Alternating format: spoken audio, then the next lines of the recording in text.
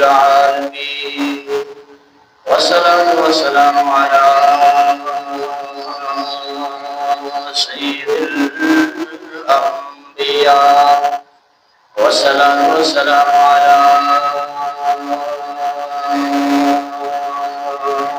سيد الأنبياء وخاتم المعصومين وأصحابه الطيبين الطاهرين ولعنة الله على أعدائهم الرافضين الكافرين المرتدين إلى يوم الدين. أما بعد فأعوذ بالله من الشيطان الرجيم. بسم الله الرحمن الرحيم. أتى أمر الله فلا تستعجلوا سبحانه وتعالى عما يشركون.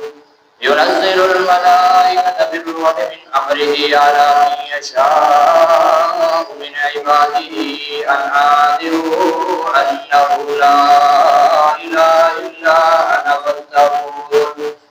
خلق السماوات والأرض بالحق تعالى عما يشركون. خلق الإنسان من نطفة فإذا هو خصيم مبين.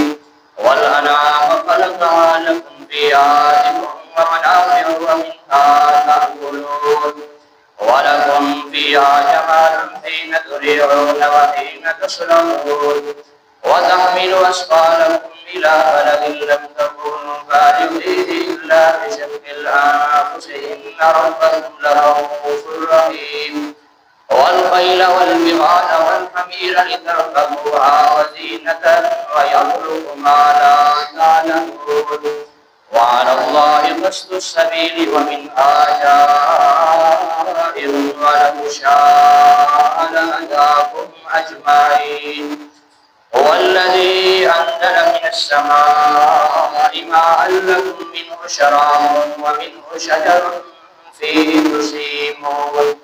ينبت لكم به الزرع والزيتون والنخيل والأعناب ومن كل الثمرات إن في ذلك لآيات لقوم يتفكرون. وسخر لكم الليل والنهار والشمس والقمر والنجوم مسخرات بأمره إن في ذلك لآيات لقوم يعقلون. وما ذرأ لكم في الأرض مختلفا ألوانه إن في ذلك لآية لقوم يتذكرون.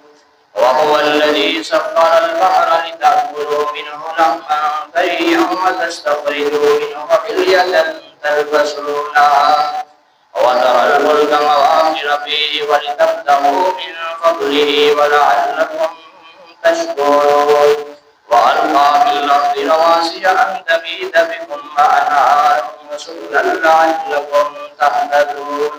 صدق الله العظيم وصدق رسوله النبي الكريم ونحن على ذلك من الشاهدين والشاكرين والحمد لله رب العالمين. میرے واجب الاحترام بزرگوں دوستوں اور نوجوان ساتھیوں، میں نے آپ کے سامنے کلام مقدس کی چند آیات تلاوت کی ہیں. دعا ہے خالق لم یزل مجھے ہم سچ کہنے کی اور ہم سب کو عمل کرنے کی توفیق نصیب فرمائے. ان آیات کا تعلق سورۃ النحل اور پارہ نمبر 14 سے. سورۃ النحل کا پہلا رکوع اور ابتدائی آیات میں نے آپ کے سامنے تلاوت کی ہے اور اسی سے چند باتیں آپ کے گزر گزار کروں گا.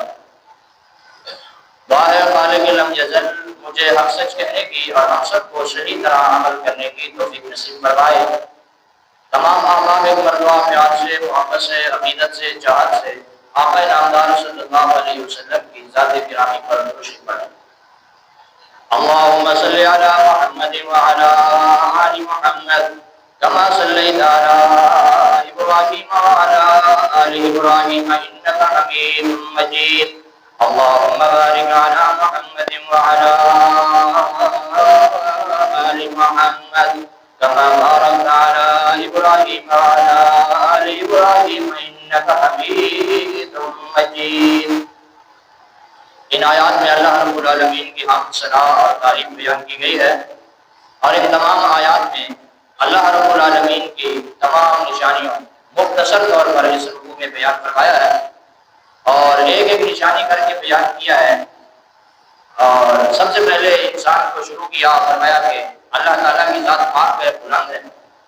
فرمایا جو تم شرک کرتے ہو، میں نے آپ کو پہلے بتایا تھا کہ قرآن مقدس کو جہاں سے کھولو گے شرک کا راز بالکل موجود ہے۔ اس بارے میں ایک مثال بھی ہے۔ ایک آدمی ایک دکان پر گیا اور جا کر کہنے لگا کہ بہت سارے فرقے دنیا میں پائے جاتے ہیں، تو مجھے فلاں فرقے کے بارے میں ایک کتاب ہے جو اس کے خلاف لکھی ہوئی۔ تو دکان کا جو بیچنے والا تھا اس نے ایک کتاب اٹھا کر دے دی کہ یہ کتاب ہے، لو یہ فلاں فرقے کے بارے میں ہے، آپ اس کو پڑھتے رہنا اور آپ کو پتہ چل جائے گا کہ فلاں فرقہ کیا ہے۔ اس نے کہا چلو صحیح ہے، مجھے فلاں دوسرے فرقے کے بارے میں یعنی مرزائیوں کے بارے میں ایک کتاب دے دو، شیعوں کے بارے میں ایک کتاب دے دو۔ اس طرح وہ بتاتا گیا کہ فلاں آدمی کے بارے میں مجھے ایک کتاب دے دو۔ وہ مکتبے والا اٹھا کر دیتا گیا کہ یہ کتاب لے لو، یہ کتاب لے لو۔ اس نے کہا کہ مجھے یہ بدیوں کے بارے میں، مشرکین سابی بولی والوں کے بارے میں کوئی کتاب دے دو۔ تو اس نے اللہ کا قرآن اٹھا کر دے دیا، کہا یہ پڑھ دے۔ یعنی یہ سارا کا سارا قرآن کے کیا ہے خلاف۔ تو میں نے سورۃ نحل کی ابتدائی آیات پڑھی، پہلی آیت اور اس کے بعد آگے تیسری آیت، دونوں میں اللہ رب العالمین نے فرمایا کہ یہ شرک کرتے ہیں اور میں اس سے پاک۔ فرمایا تعالی عما یشرکون، جو شرک کرتے ہیں میں اس سے پاک۔ اور پہلی آیت میں پھر فرمایا سبحانہ و تعالی عما یشرکون، فرمایا اللہ کی ذات پاک ہے جو یہ لوگ شرک کرتے ہیں۔ تو اسی طرح آپ شروع سے پڑھیں گے آخر تک سارا قرآن توحید سے بھرا ہوا، اور باطل فرقے تقریباً جتنے بھی ہیں سب سے پہلے اگر اللہ رب العالمین کی توحید کا اقرار کر رہے ہیں تو اپنے باطل پر نہیں رہ سکتے۔ جس طرح ان کا عقیدہ ہے کہ اللہ کے نبی اور اولیاء کرتے ہیں، اور ان لوگوں نے ادھار لیا یہ عقیدہ، کسی سے معاف کر لیا ہے، کیونکہ یہ جدید فرقہ ہے، یہ فرقہ 18ویں صدی، یہ کیا نام ہے 14ویں صدی کا فرقہ ہے، اور اس سے جو قدیمی فرقہ ہے وہ دوسرا ہے۔ یعنی اس سے پہلے جو فرقہ ہے وہ عبداللہ بن سبا یہودیت ہے، اور یہودیت سے آگے یہودیت نے جس کو اپنے لیے ایک راستہ بنایا، تو وہ فرقہ اس سے پہلے موجود ہے۔ اور اسی طرح اور وہ قدیمی فرقہ ہے، تو ان سب نے انہوں نے جو عقیدے اپنے لیے تو انہوں سے معاف کر لیے ہیں، یعنی ادھار طور پہ انہوں نے دیے، اور ان کا بھی اسی طرح موقع پر نظریہ ہے۔ ان کا کہنا بھی ہے وہ جتنی یہ چیزیں اپنے اولیاء کے لیے، ولیوں کے لیے کہتے ہیں اور اسی طرح انبیاء کے لیے کہتے ہیں، تو ان کا کہنا یہی ہے کہ یہ ساری کی ساری چیزیں ہمارے ائمہ کے لیے ہیں، یعنی ہمارے امام جو ہے ان کے لیے یہ ساری چیزیں اسی طرح ہوں۔ یعنی جیسے یہ کہتے ہیں کہ موت و حیات، بچہ دینا، رزق دینا، یہ ساری چیزیں ان کے لیے ہیں، تو اسی طرح ان کا کہنا بھی یہ ہے کہ یہ سارا کام ہمارا امام کرتا ہے، یعنی موت و حیات کا مالک وہ ہوتا ہے اور رزق دینے کا مالک وہ ہوتا ہے، بارش برسانے کا مالک وہ ہوتا ہے۔ ان کا کہنا یہی ہے، اور ان کی کتابوں میں بھی یہ چیز موجود ہے۔ تو یعنی جتنے بھی باطل فرقے ہیں اور سب کا اگر اللہ رب العالمین کی توحید کا اقرار کر لیں تو ان کا مذہب ہی ختم ہو جاتا ہے۔ تو اس لیے یہاں اللہ رب العالمین نے انسان کے لیے اپنی صفات کو ذکر فرمایا اور اپنی نشانیوں کو بیان کیا کہ انسان میری نشانیوں کو پہچانے، اور تقریباً ہر صورت کا عنوان اسی طرح ہے کہ جب انسان اپنے رب کی نشانیوں کو پہچان لیتا ہے تو پھر اس صورت میں اس کے دل میں اور کسی کے بارے میں یہ خیال نہیں آتا کہ میں کسی اور کی عبادت کروں۔ تو اس لیے یہاں اللہ رب العالمین نے نشانیوں کو مختلف حصوں میں بیان کیا، مختصر طور پہ آپ کے سامنے ذکر کروں۔ سب سے پہلے ارشاد فرمایا کہ فرمایا اللہ رب العالمین کی طرف سے وحی آتی ہے، فرمایا اور پھر اللہ تعالیٰ نے اس زمین کو، آسمان کو پیدا کیا، تو زمین کی پیدائش کی نشانی، فرمایا یہ پیدا کرنے والی بھی اللہ کی ذات ہے، آسمان کو بنانے والی بھی اللہ کی ذات ہے۔ آگے فرمایا خلق الانسان من نطفہ، فرمایا پھر انسان کو خود کو بنایا، یعنی یہ سارا نظام انسان کے لیے پیدا کیا اور پھر خود انسان کو پیدا کیا من نطفہ، فرمایا پانی کے ایک ناپاک قطرے سے، فَإِذَا هُوَ خَصِيمٌ مُّبِينٌ، فرمایا پھر انسان میرے بارے میں واضح جھگڑا کرتا ہے۔ یعنی انسان، جس انسان کو اللہ رب العالمین نے پانی کے ایک ناپاک قطرے سے پیدا کر دیا، تو پھر وہی انسان اپنے رب کے بارے میں جھگڑا کرنے لگا کہ میرا رب کون سا ہے اور کیسا ہے، کہاں ہے، اور اس کی عبادت کروں، کس کی عبادت کروں، یعنی اس رب کو چھوڑ کر اس کے ساتھ اوروں کو شریک بنا کر ان کی عبادت کرے۔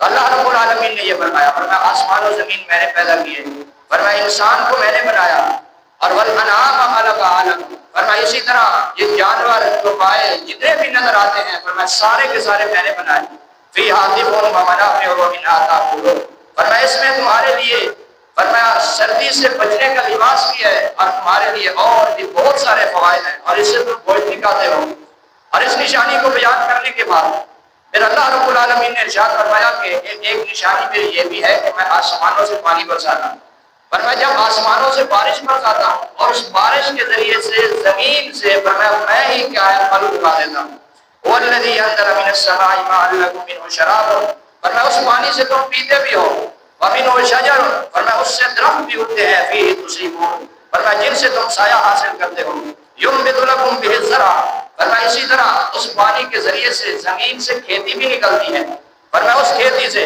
اور والزیتون والنخیل والعناب، پر میں زیتون کے درخت، والنخیل کھجور کے درخت، والعناب انگور کے درخت، پر میں یہ ساری کی ساری ہر چیز کو پیدا کرنے والی ذات سے اللہ رب العالمین کی ذات ہے، ومن کل الثمرات، اور میں اس کے علاوہ اور بھی بہت سارے کھانے کے لیے پھل اور میوے پر میں موجود ہوں۔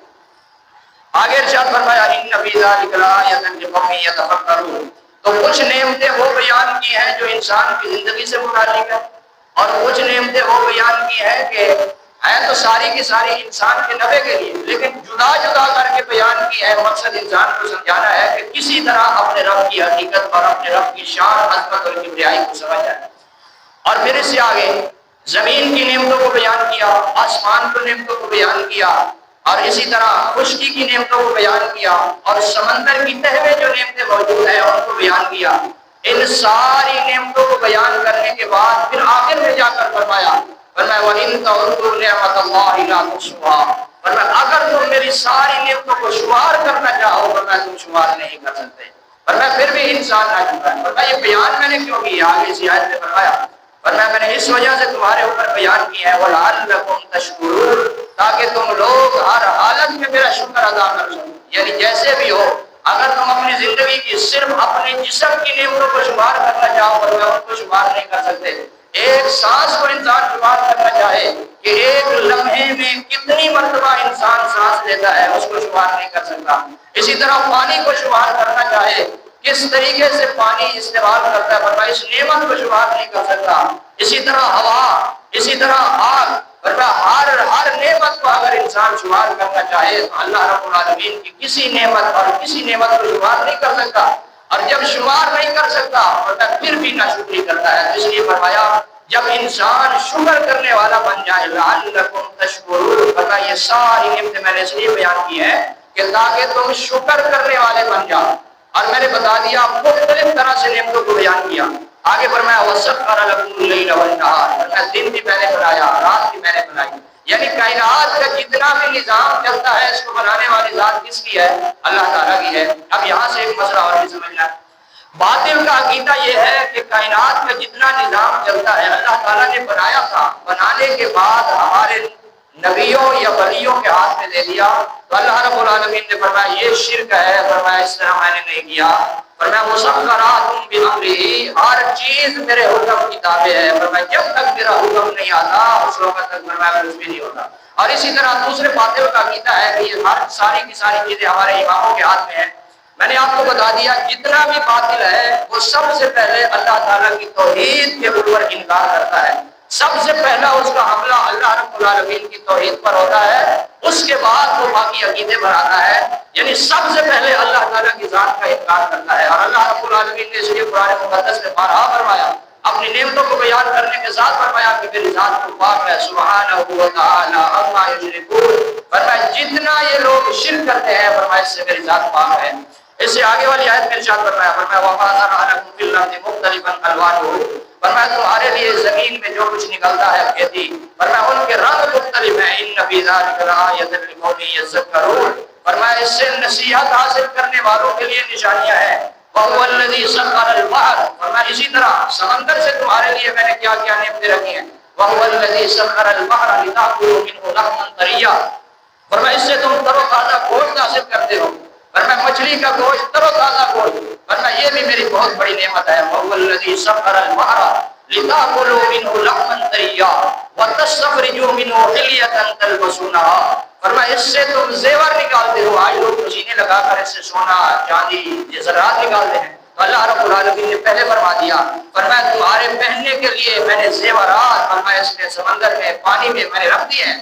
فرمایا حلیۃ تلبسونها وترى الفلك مواخر فيه، فرمایا اللہ تعالیٰ کی نشانیوں میں ایک نشانی یہ بھی ہے وترى الفلك مواخر فيه، فرمایا کہ آپ دیکھتے ہیں کہ کشتی پانی میں چلتی ہے، فرمایا کشتی چلتے چلتے پانی کو پھاڑ کر چلتی ہے، فرمایا اللہ کی نشانیوں میں ایک نشانی یہ بھی ہے وترى الفلك مواخر فيه ولتبتغوا من فضله، فرمایا یہ ساری نشانیاں اس وجہ سے بیان کی کہ تاکہ تم اپنے رب کا شکر کرو اور اپنے رب کا فضل تلاش کرو لعلکم تشکرون، تاکہ تم لوگ اپنے رب کا شکر ادا کر سکو۔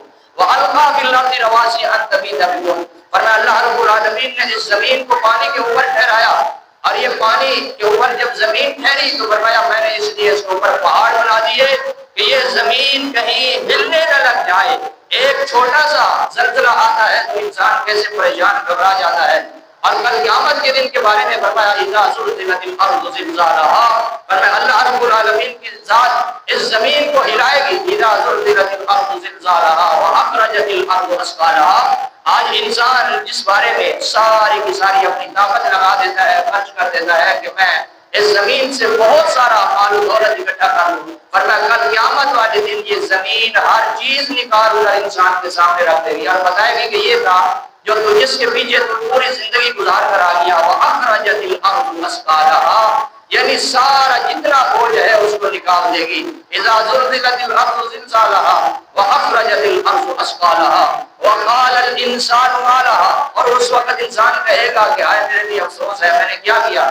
وَقَالَ الْإِنسَانُ مَا لَهَا يَوْمَئِذٍ تُحَدِّثُ أَخْبَارَهَا، اور اس وقت زمین ساری خبریں بیان کر دے گی کہ فلاں شخص نے ادھر عبادت کی، فلاں نے گناہ کیا، فلاں نیک تھا، فلاں برا تھا، فلاں نے شرک کیا، یعنی زمین ہر ساری کیفیت کو بیان کر دے گی۔ فرمایا وَأَخْرَجَتِ الْأَرْضُ أَثْقَالَهَا وَقَالَ الْإِنسَانُ مَا لَهَا يَوْمَئِذٍ تُحَدِّثُ أَخْبَارَهَا بِأَنَّ رَبَّكَ أَوْحَىٰ لَهَا، فرمایا اس وقت اللہ رب العالمین کا حکم ہوگا اور اللہ تعالیٰ کے حکم سے یہ سب کچھ بیان کر دے گی۔ بِأَنَّ رَبَّكَ أَوْحَىٰ لَهَا یومئذ یصدر الناس اشتاتا لیروا اعمالهم، فرمایا اس وقت انسان کے سینوں میں جو کچھ چھپا ہوگا وہ بھی ظاہر ہوگا، اور فرمایا اس وقت لوگوں کا جو اختلاف جو چیز بھی ہے فرمایا اپنے سارے عمل اس کے سامنے ہوں گے، اس وقت دیکھتا ہوگا۔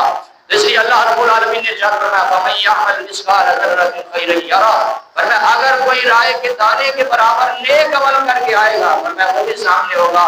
وَمَن يَعْمَلْ مِثْقَالَ ذَرَّةٍ شَرًّا يَرَهُ، اگر کوئی برا عمل کر کے آئے گا وہ بھی سامنے ہوگا۔ تو اصل انسان کی زندگی آخرت کی زندگی ہے، یہ دنیا کی زندگی صرف دھوکہ ہے۔ تو جس دنیا کے پیچھے انسان اپنا سب کچھ، اپنا ساری طاقت خرچ کر دیتا ہے، صرف کر دیتا ہے اور سارا اپنا وقت ضائع کر دیتا ہے، تو اللہ رب العالمین نے اس کی حقیقت کو ایک چھوٹی سی صورت میں بیان کروا دیا۔ اور آگے ارشاد فرمایا ورنہ میں نے اس میں میری نشانیوں میں ایک نشانی یہ بھی ہے، فرمایا میں نے آسمان جب زمین کو بنا دیا فرمایا اس میں نے مضبوط پہاڑ لگا کے رکھ دیے، وَأَلْقَىٰ فِي الْأَرْضِ رَوَاسِيَ أَن تَمِيدَ بِكُمْ وَأَنْهَارًا، فرمایا پھر میں نے ان میں چشمے جاری کر دیے، فرمایا یہ بھی میری نشانی ہے۔ فرمایا کیسے؟ چشموں کا پانی ٹھنڈا صاف سفید صاف شفاف، فرمایا یہ بھی ایک میری نشانی ہے، فرمایا اس کو دیکھ کر تم میری توحید کا اقرار کر دو۔ وَأَنْهَارًا وَسُبُلًا، فرمایا پھر میں نے ان پہاڑوں میں تمہارے لیے راستے بھی بنا دیے کہ کس راستے سے تم نے کہاں جانا ہے، فرمایا تمہارے لیے۔ اسی طرح آگے ارشاد فرمایا لعلکم تہتدون، تاکہ تم ہدایت حاصل کرو۔ فرمایا ساری جتنی بھی نشانیاں بیان کی ہے ان ساری نشانیوں کو بیان کرنے کا مقصد یہ ہے کہ انسان اپنے رب کو پہچانے۔ وعلامات وبالنجم هم يهتدون، فرمایا اسی طرح اس کے علاوہ اور بھی بہت ساری نشانیاں اور علامات ہیں۔ وبالنجم، فرمایا ایک نشانی اس کی یہ بھی ہے کہ رات کو تم دیکھتے ہو آسمان پر اللہ تعالیٰ کی طرف سے چمکنے والے، فرمایا اللہ کے حکم سے چمکنے والے ستارے موجود ہیں۔ وعلامات وبالنجم هم يهتدون، فرمایا اور وہ ستارے ان کے ذریعے سے تم راستہ بھی حاصل کرتے ہو، فرمایا یہ بھی اپنے رب کی نشانی ہے۔ فرمایا یہ بھی اپنے رب کے بارے میں گواہی دیتے ہیں کہ ہمیں پیدا کرنے والی ذات صرف اللہ رب العالمین کی ذات ہے۔ اب میں یخلق کما لا یخلق افلا تذکرون، آگے والی آیت میں سارا کا سارا اسلام اور شریعت سکھا دی اور بتا دیا۔ فرمایا کیا مخلوق اور خالق برابر ہو سکتے ہیں؟ فرمایا مخلوق اور خالق برابر ہو سکتے ہیں؟ فرمایا کائنات جتنی بھی نظر آتی ہے وہ مخلوق ہے، نبی ہو اللہ کی مخلوق ہے، ولی ہو اللہ کی مخلوق ہے، امام ہو اللہ کی مخلوق ہے۔ فرمایا جو بھی انسان ہے یا غیر انسان ہے، فرمایا ہر چیز اللہ کی مخلوق ہے۔ فرمایا مخلوق اور خالق برابر نہیں ہو سکتے. افمن یخلق کمن لا یخلق افلا تذکرون. فرمایا کیا پھر بھی تم نصیحت حاصل نہیں کرتے؟ فرمایا مخلوق اور خالق جب برابر ہی نہیں ہے فرمایا پھر بھی تم نصیحت حاصل نہیں کرتے. اس لیے کہ جو مخلوق ہے خود اس کو بھی کسی نے پیدا کیا اور جو اس کو پیدا کرنے والی ذات ہے وہ خالق کی ذات ہے. تو اس لیے فرمایا اب ایک آیت میں پورا دین سمجھا دیا. فرمایا اللہ کے علاوہ جو بھی تمہیں نظر آتا ہے وہ مخلوق ہے اور اللہ تعالیٰ کی ذات خالق ہے. فرمایا خالق اور مخلوق کا فرق اگر تم نے سمجھ لیا فرمایا عبادت صرف خالق کی جاتی ہے مخلوق کی عبادت نہیں کی جاتی. افمن یخلق کمن لا یخلق افلا تذکرون. فرمایا کیا تم پھر بھی اس سے نصیحت حاصل نہیں کرتے؟ اتنی نعمتوں کو بیان کیا فرمایا پھر بھی تمہیں نصیحت نہیں ہے. پھر بھی انسان بیمار ہو جاتا ہے کہتا ہے ابھی جو ہے کسی پیر صاحب کے پاس جاؤں گا. اگر اولاد نہیں ہے پھر کہتا ہے کسی پیر صاحب کے پاس جاؤں گا. اور اللہ کے بندے اللہ رب العالمین نے اتنی نشانیاں بیان کر دی فرمایا میں نے سب کچھ تمہیں دے دیا فرمایا پھر بھی تو نہیں سمجھا. وہ تو میری مخلوق ہے. پیر بھی اللہ کی مخلوق ہے. اسی طرح اللہ کا نبی بھی اللہ کی مخلوق ہے. ولی بھی اللہ کی مخلوق ہے. اور جو اللہ کی مخلوق ہے وہ اپنے وجود میں بھی اللہ کا محتاج ہے اور جو اپنے وجود میں محتاج ہے فرمایا وہ خالق مشکل کجا حاجت روا نہیں ہو سکتا. اس لیے فرمایا سبحانہ و تعالی عما یشرکون. اللہ کی ذات بلند ہے اور پاک ہے فرمایا جو یہ لوگ شرک کرتے ہیں. وَإِن تَعُدُّوا نِعْمَتَ اللَّهِ. اگر انسان کو یہ بات سمجھ آ جائے تو سارا دین سمجھ آ جاتا ہے. اس لیے قرآن مقدس میں توحید کو بہت زیادہ بیان فرمایا ہے کہ اگر انسان کو توحید سمجھ آ گئی یعنی اللہ کی ذات سمجھ آ گئی تو اس کو سب کچھ سمجھ آ جائے گا. سب سے پہلی چیز سمجھنا یہی مشکل ہے. یعنی باطل اپنی ضد پر اڑا ہوا ہے. اور جیسے میں نے باطل کے عقائد کی کچھ وضاحت سے آپ کو بتا دیا کہ ہر باطل کا عقیدہ نتیجہ یہی ہے. اور مشرکین مکہ سے بڑھ کر اب کا مشرک ہے. اس وقت جو ابو جہل سے بھی زیادہ ان کا عقیدہ سب ہے. آپ کہیں گے یہ کس طرح؟ ابو جہل یہ نہیں کہتا تھا, آپ کتابیں اٹھا کر دیکھ لیں, ابو جہل کا یہ کہنا تھا کہ ہم اللہ کو بھی مانتے ہیں لیکن جن کی ہم عبادت کر رہے ہیں اللہ رب العالمین کے یہ سفارشی ہیں. وہ یہ نہیں کہتا تھا کہ اللہ تعالیٰ نے ان کو سب کچھ دے رکھا ہے اور یہ عطائی طور پر یہ ہمارے مالک خالق رازق ہے. وہ یہ نہیں کہتا تھا. اس کا کہنا یہ تھا کہ یہ ہمارے سفارشی ہیں. سورہ زمر میں موجود ہے اور اس میں موجود ہے فرمایا کہ ما نعبد, مشرکین مکہ یہ کہتے تھے ابو جہل عتبہ شیبہ, ما نعبدہم الا لیقربونا الی اللہ زلفیٰ, کہ ہم ان کی عبادت نہیں کرتے مگر یہ کہ یہ ہمیں اللہ کے قریب کر دیتے ہیں. یعنی اس وجہ سے ہم ان کی عبادت کرتے ہیں. لیکن آج کے مشرک کا یہ کہنا نہیں. آج کے مشرک کا یہ کہنا ہے کہ ہمارے ولی بھی دیتے ہیں, نبی بھی دیتے ہیں, امام بھی دیتے ہیں. یعنی یہ مشرک ابو جہل سے بھی زیادہ بدتر اور اس سے زیادہ بڑھ کے شرک کرتا ہے. یعنی اس کا شرک ابو جہل سے بھی بڑا ہوا شرک ہے.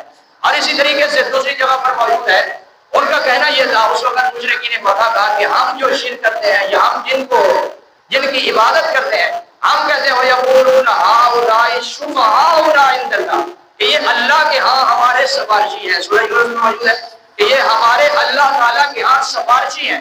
یعنی ہم ان کو سفارشی سمجھ کر ان کی عبادت کرتے ہیں. لیکن آج کا مشرک سفارشی سمجھ کر عبادت نہیں کرتا بلکہ آج کے مشرک اگر آپ کتابیں اٹھا کر دیکھیں بڑی بڑی ہے اس چیز سے کہ اللہ تعالیٰ نے جب ایک چیز کو پیدا کر لیا, پیدا کرنے کے بعد سارے ہمارے اماموں کو ہر چیز عطا کر دی. اسی طرح کتابوں موجود ہے, ان کی کتابوں میں لکھا ہوا ہے کہ اللہ رب العالمین نے سب سے پہلے ایک نور پیدا کیا اور پھر اس نور کو 1000 سال ویسے رکھا اور اس نور کے 1000 سال ویسے رکھنے کے بعد پھر اللہ رب العالمین نے ساری کائنات کو بنایا اور کائنات کو بنانے کے بعد وہ 5 آدمیوں کو پیدا کیا.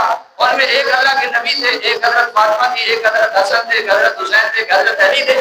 ان کو پیدا کرنے کے بعد اللہ تعالیٰ نے سارا اختیار ان کے ہاتھ میں دے دیا اور کہا کہ ابھی آگے تم کرتے جاؤ, اب جو نظام ہوتا ہے وہ کرتے جاتے ہیں. اور اسی طرح دوسرے باطل کا عقیدہ بھی یہی ہے کہ اللہ تعالیٰ نے پھر اس کے بعد سارا نظام ہمارے نبی اور ولیوں کے ہاتھ میں دے دیا. جبکہ اللہ رب العالمین نے قرآن مقدس میں فرمایا کہ مسخرات بامرہ یدبر الامر, ورنہ ہر چیز اللہ کے حکم کی پابند ہے. فرمایا جب تک اللہ کا حکم نہیں آتا اس وقت تک فرمایا کوئی بھی کچھ کر سکتا نہیں ہے. تو باطل کا یہ عقیدہ اور نظریہ ہے. جبکہ اللہ رب العالمین نے قرآن مقدس میں ارشاد فرمایا سورۃ طٰہٰ ہے پہلی آیت میں هل اتى على الانسان حين من الدهر لم يكن شيئا مذكورا, فرمایا انسان پر ایک زمانہ ایسا آیا ہے کہ جس کا ذکر بھی نہیں تھا, نہ کسی نبی کا ذکر تھا نہ کسی ولی کا ذکر تھا. لم يكن شيئا مذكورا, فرمایا انسان پر ایک زمانہ یہ بھی تھا هل اتى على الانسان حين من الدهر, جب کہ ان لوگوں نے قرآن مقدس کے خلاف اپنا عقیدہ اور نظریہ بنا کر رکھا کہ 1000 سال پہلے کائنات کو پیدا کرنے سے اس طرح پیدا کیا گیا، اور کہیں کوئی ایسا قرآن مقدس کی آیت بھی نہیں ہے، تو اس طرح باطل کے عقیدے اور نظریے ہیں۔ تو اللہ رب العالمین نے ان ساری چیزوں کا رد فرمایا اور فرمایا افمن یخلق کمن لا یخلق افلا تذکرون، فرمایا کیا تم مخلوق اور خالق دونوں برابر ہیں؟ کیا جو پیدا کرتا ہے اور جس نے کچھ بھی نہیں پیدا کیا، فرمایا یہ برابر ہو سکتے ہیں؟ افلا تذکرون، کیا تم نصیحت حاصل نہیں کرتے؟ فرمایا پھر بھی تمہیں نصیحت نہیں ہوتی۔ وَإِن تَعُدُّوا نِعْمَتَ اللَّهِ لَا تُحْصُوهَا، فرمایا اے انسان ناشکرا جو اپنے رب کے سامنے سر سجدے میں نہیں رکھتا، فرمایا نماز ادا نہیں کرتا، اپنے رب کا شکر نہیں کرتا، اپنے رب کی تعریف حمد و ثنا نہیں کرتا، فرمایا اگر تو آج اس وجہ سے پریشان ہے کہ مجھے فلاں چیز نہیں ملی، فلاں نہیں ملی، فرمایا دیکھ تو صحیح نا، اپنی جان کو تو دیکھ۔ وَإِن تَعُدُّوا نِعْمَتَ اللَّهِ لَا تُحْصُوهَا، فرمایا اگر تو اپنے جسم میں میری نعمتوں کو شمار کرے، فرمایا پھر بھی نہیں کر سکتا۔ وَإِن تَعُدُّوا نِعْمَتَ اللَّهِ لَا تُحْصُوهَا، آج ہر انسان اپنے رب کا ناشکرا بنا ملتا ہے، ہر انسان کی زبان پر یہی جملے ہیں کہ مجھے کچھ نہیں ملا، ادھر سے یہ کام کیا تھا، اس سے کچھ نہیں ہوا، اس سے کچھ نہیں ہوا۔ بھائی اپنے رب کا شکر کرو، اس سے بڑی اور کیا چیز ہے کہ اللہ رب العالمین نے تمہیں مسلمان بنایا، انسان بنایا، حیوان پیدا نہیں کیا، ورنہ اس کی بہت ساری مخلوقات ایسی ہیں جو حیوان ہیں۔ تمہیں جب انسان بنا دیا اور انسان میں اشرف مخلوق انسان بنا دیا، اور پھر انسانوں میں بھی اعلیٰ مرتبہ مسلمان بنا دیا، اور پھر مسلمانوں میں بھی اعلیٰ مقام کہ آخری پیغمبر کا امتی بنا دیا، اور پھر قرآن جیسی ایسی کتاب عطا کر دی، فرمایا اس کے علاوہ اور تم کیا لیتے ہو؟ وَإِن تَعُدُّوا نِعْمَتَ اللَّهِ لَا تُحْصُوهَا، فرمایا اگر تم اپنے رب کی نعمتوں کو شمار کرنا چاہو، لا تحصوها، فرمایا کبھی شمار نہیں کر سکتے۔ فرمایا اللہ تعالیٰ کی ذات بخشنے والی، رحم والی، وَاللَّهُ يَعْلَمُ مَا تُسِرُّونَ وَمَا تُعْلِنُونَ، فرمایا اللہ کی ذات جانتی ہے جو تم چھپاتے ہو، جو ظاہر کرتے ہو، فرمایا جو تم ظاہر کرتے ہو وہ بھی جاننے والی ہے، جو چھپا کر رکھتے ہو فرمایا وہ بھی جاننے والی ہے۔ والذین یدعون من دون اللہ لا یخلقون شیئا وهم یخلقون، میں نے آپ کو پہلے بتایا اللہ تعالیٰ کی ذات ہر آدمی سے ناراض ہوتی ہے، گنہگار سے، لیکن سب سے زیادہ مشرک سے ناراض ہوتی ہے۔ پھر فرمایا ایک آیت میں نے پڑھی، دوبارہ دوسری آیت میں پھر ارشاد فرمایا، فرمایا کہ والذین یدعون من دون اللہ، فرمایا وہ لوگ جو اللہ کے علاوہ کو پکارتے ہیں، والذین یدعون من دون اللہ لا یخلقون شیئا، فرمایا انہوں نے کچھ نہیں پیدا کیا۔ سارا قرآن آپ اٹھا کر دیکھیں کہ میں نے پہلے آپ کو بتایا ہے کہ سارا قرآن مشرک کے خلاف اور کافر کے خلاف بھرا ہوا ہے۔ اللہ کی ذات بہت ناراض ہوتی ہے، یعنی اللہ کی ذات کو چھوڑ کر اگر کوئی کسی اور کی عبادت کرے، کسی کے سامنے سجدہ کرے، جھکے، کسی کو حاجت روا مشکل کشا سمجھے، کسی کی قبر پر جائے، فرمایا اس صورت سے اللہ کی ذات بہت ناراض ہوتی ہے۔ فرمایا والذین یدعون من دون اللہ، فرمایا اللہ کے علاوہ یدعون من دون اللہ لا یخلقون شیئا، فرمایا جنہوں نے کچھ بھی پیدا نہیں کیا، وہ یخلقون، وہ تو خود مخلوق ہے، فرمایا خود مخلوق ہے اور ان سے مانگتے ہیں۔ اموات غیر احیاء، فرمایا دنیا سے چلے گئے، مر گئے، اموات غیر احیاء، فرمایا زندہ نہیں۔ لوگ کہتے ہیں کہ دیکھو حضرت علی حاجت روا مشکل کشا، پورا بابا حاجت روا مشکل کشا، جب دنیا میں تھے تو حاجت روائی کرتے تھے، مشکل کشا تھے؟ جب دنیا میں زندہ تھے کوئی پیر ولی، اس وقت وہ حاجت روا مشکل کشا تھا؟ اس کو بخار نہیں ہوتا تھا، اس کو تکلیف نہیں ہوتی تھی، اس کے سر میں درد نہیں ہوتا تھا، اس کو قضاء حاجت نہیں ہوتی تھی؟ اور پھر جب وہ مر گیا، اموات، جب وہ مر گیا، غیر احیاء، زندہ نہیں تھا، لوگوں نے چار بھائی پر رکھا، کسی پیر نے کبھی اپنی قبر میں خود اٹھ کر گیا؟ کسی کبھی پیر نے خود کفن پہنا؟ نہیں۔ بہت بڑے حتیٰ کہ ہمارے پاک پیغمبر صلی اللہ علیہ وسلم، امام الانبیاء، خاتم الانبیاء، خاتم المعصومین پیغمبر، انبیاء کے سردار، رحمت للعالمین، جن کے قلب اطہر پر اللہ کا قرآن اترتا تھا، لیکن جب وفات ہو گئی تو صحابہ کرام نے کفن دیا، غسل دیا اور دفن کیا، یعنی اتنی اس وقت طاقت نہیں تھی کہ اٹھ کر اپنی قبر میں چلے جائیں، تو پھر اور پیر صاحب کہاں سے آتے؟ تو جو جب تک زندہ تھا اس وقت تک مدد نہیں کرتا تھا، جب مر گیا تو پھر کیسے مر گیا؟ لوگوں کا عجیب عقیدہ ہے، جب تک زندہ ہوتا ہے اس وقت تک مدد پیر صاحب نہیں کرتا، جب مر جاتا ہے پھر اسے مانگنا شروع کر دیتا۔ بھائی عجیب عقیدہ، جب زندہ تھا دنیا میں تھا تو اس وقت وہ مدد نہیں کر سکتا تھا، تو بھائیو سمجھو تو صحیح تھا، جب مر گیا تو انہیں اٹھا کر دفن کر دیا۔ بہت سمجھنے کی بات ہے، آسان بات ہے، کوئی مشکل تو نہیں ہے، اور کوئی لڑائی کی باتیں تو نہیں ہے، ہم تو آپ کو پیار پیار سے سمجھا رہے ہیں، اور جو آدمی جاہل ہوتا ہے اس کو پیار سے آپ کی نصیحت سے سمجھاتا ہے۔ اس لیے ہم بہت ایسے لوگوں سے ہمیں بہت محبت ہے کہ جو اس عقیدے سے، ہمارے عقیدے سے تعلق نہیں رکھتے، ہم انہیں اس لیے سمجھاتے ہیں بارہا کہ تاکہ کہیں جہنم میں جانے سے بچ جائے، اس لیے کہ جو عالم ہوتا ہے اس کی ذمہ داری ہوتی ہے کہ ہر آدمی کو نصیحت کرے، بات کرے تاکہ جہنم میں جانے سے لوگ بچ جائیں۔ تو اس لیے اللہ رب العالمین کا قرآن صاف کہتا ہے، فرمایا والذین یدعون من دون اللہ، جن کو تم پکارتے ہو لا یخلقون شیئا، فرمایا انہوں نے کچھ پیدا نہیں کیا۔ اب صاف بات آ گئی، فرمایا کچھ بھی پیدا نہیں کیا۔ اب اگر کوئی کہے کہ یہ مجھے بیٹا تو پیر صاحب نے دیا، یہ بارش تو پیر صاحب نے دیا ہے، یہ رزق تو پیر صاحب نے دیا ہے، تو اب آپ خود فیصلہ کریں۔ اللہ رب العالمین فرماتے ہیں کچھ بھی نہیں پیدا کیا، اور یہ کہتے ہیں کہ پھر بھی پیدا کیا۔ اب فیصلہ آپ نے کر لینا کہ سچا کون ہے اور جھوٹا کون ہے۔ فرمایا والذین یدعون من دون اللہ لا یخلقون شیئا وهم یخلقون، فرمایا یہ تو مخلوق ہے، فرمایا خود پیدا کیے گئے ہیں، پیدا کرنا تو دور ہے، فرمایا خود پیدا کیے گئے۔ اور بہت ساری مثالوں سے سمجھایا، فرمایا مکھی نہیں بنا سکتے، مکھی کوئی چیز لے جائے وہ نہیں لے سکتے، فرمایا کھجور کی گٹلی پر جتنی طاقت ہے وہ نہیں لے سکتے، فرمایا اتنی ان کے پاس طاقت نہیں ہے۔ بہت ساری مثالوں سے سمجھایا، باقی موجود ہے انشاءاللہ پھر آئندہ موقع پر ان مثالوں سے سمجھاؤں گا اور واضح سے بیان کروں گا۔ وہ اسی طرح جن لوگوں نے اس چیز کو سمجھا اور دیکھا، آگے ارشاد فرمایا اموات غیر احیاء، فرمایا مردہ ہے زندہ نہیں۔ اب لوگ کہتے ہیں کہ یہ تو بتوں کے بارے میں ہے، اس سے اوپر تو اللہ رب العالمین نے مخلوق کی بات کی ہے، نیچے تو بت کہتے ہو۔